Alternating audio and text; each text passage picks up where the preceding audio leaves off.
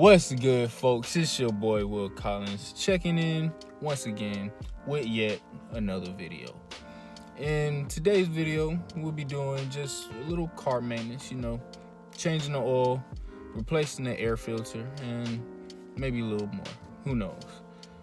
I had to, whip it over here to the visitors parking because where I park on a consistent basis, of course, is right in front of my door, but it just doesn't have, the flat enough surface, for me to work on it.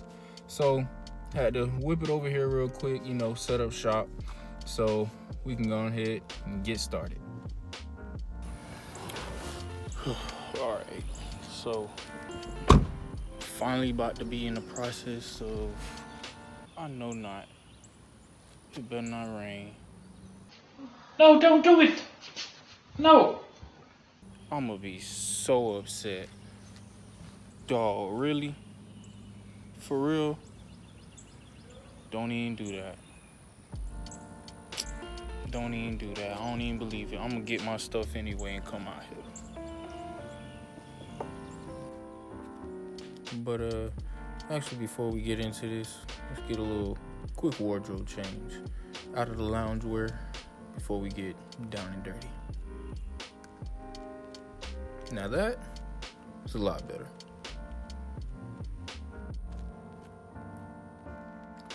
Now, before you get started, you want to make sure you put on your parking brake, because no matter what, you want to be well secured under that vehicle.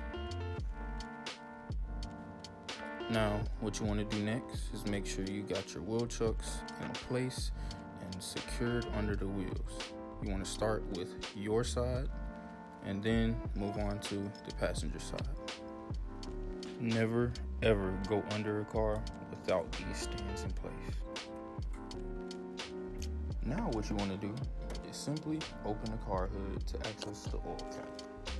And depending on how long it's been, the oil cap might actually be a little tougher to take off than usual. Now it's time to go under. And before you actually remove the bolt, you want to make sure to place the oil catcher directly under the oil pan so there's no potential spillage. Now, your first step is, before you actually fully remove the 14mm bolt, you want to actually loosen it with a 3/8 socket wrench, because once it falls off, the oil will start to flow. Now, before you actually remove it with your fingers, you want to actually have on gloves so you don't have any potential oils on your hand.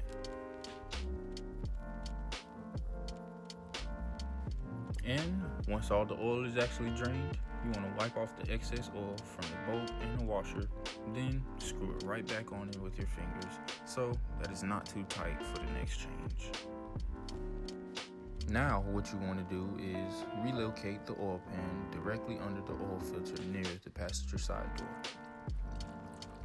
If necessary, in a counterclockwise motion, you're going to want to loosen the oil filter with filter pliers, then with your hands. And before you actually get rid of the old oil filter, you'll want to let it drain because it'll have a lot of excess oil within it. Now, as you allow the oil to drain, you want to lubricate the O-ring with the new oil, then put on the new filter. And because you can typically find deals with oil and oil filters, I went with the STP brand because I also got an air filter with it as well. Now that the underside is all taken care of, time to clean any excess oil from the car and the ground. But if you want to work smarter, use any throwaway materials like cardboard to avoid the mess altogether. Now, it's finally time to add your new oil. And using a clean funnel, you want to add your regular or full synthetic oil to your ride. Now, personally, I'll always go with full synthetic because there isn't much of a price difference and it's just overall better. My Altima takes OW20 and pretty much uses all the 4.9 to 5 quarts that they give me. Some cars might actually require less. Now, what you want to do is remove the dipstick and quickly clean with a paper towel, then reinsert it to check the new levels. pretty much after doing that once or twice, you should know that you're good. Now that you've done all the hard work, you actually want to recycle all the old oil and put it back into your oil jug as slowly as possible so that there isn't any spills like what I did. But luckily, I think with my big brain and set down some throwaway cardboard to prevent any from getting on the asphalt. After you do this, you want to actually lower your car and make sure to remove the car jacks as well as the wheel chucks from both the passenger and driver side. Now, you really want to do this because you definitely don't want to accidentally drive off and crush them when you're finished, because we actually like to take care of our things so that we don't have to waste any money looking for a replacement. And for those who might not know it, you can actually use any participating auto stores to recycle all your old oil. Now, I'm not 100% sure what they do with it, but it allows you to get rid of it responsibly while helping protect the environment, which is a big thing for this channel. Now that we're actually done with the most time-consuming part of this car maintenance video, we can move on to the air filter, which is really easy to get to. Although it's simple, most people don't think to change it and end up with a disgusting filter like this that can and will affect your engine performance. Switching it out to a new one like this takes less than 2 minutes, and after that, you're ready to get right back on the road.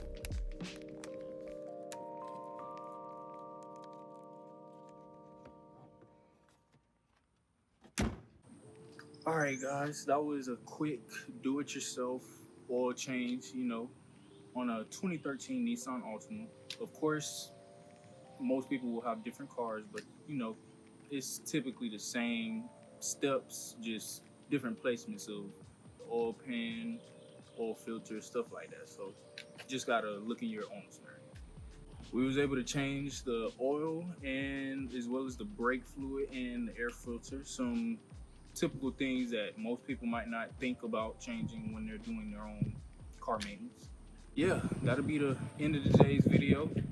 Like I said, hope you enjoyed it.